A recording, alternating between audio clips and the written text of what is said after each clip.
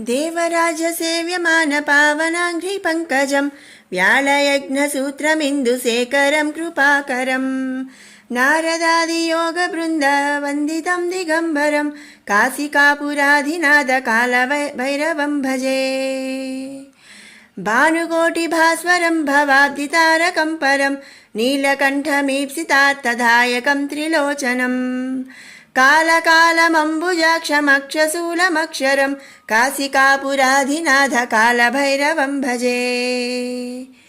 शूलटङ्कपाशदण्डपाणिमादिकारणं श्यामकायमादिदेवमक्षरं निरामयं भीमविक्रमं प्रभुं विचित्रताण्डवप्रियं काशिकापुराधिनाथकालभैरवं भजे।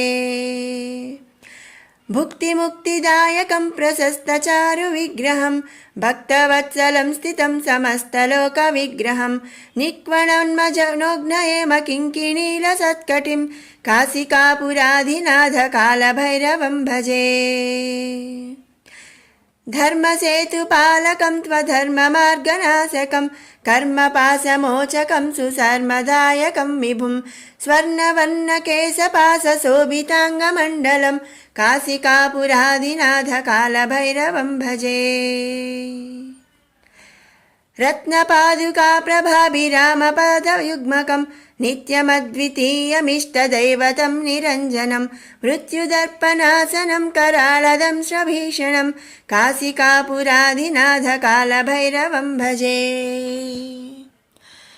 अट्टहासभिन्नपद्मजाण्डकोशसन्ततिं दृष्टिपातनष्टपापजालमुग्रनाशनम् अष्टसिद्धिदायकं कपालमालिकाधरं काशिकापुराधिनाथकालभैरवं भजे। भूतसंघनायकं विशालकीर्तिदायकं काशीवासिलोकपुण्यपापशोधकं विभुं नीतिमार्गकोविदं पुरातनं जगत्प्रभुं काशिकापुराधिनाथकालभैरवं भजे।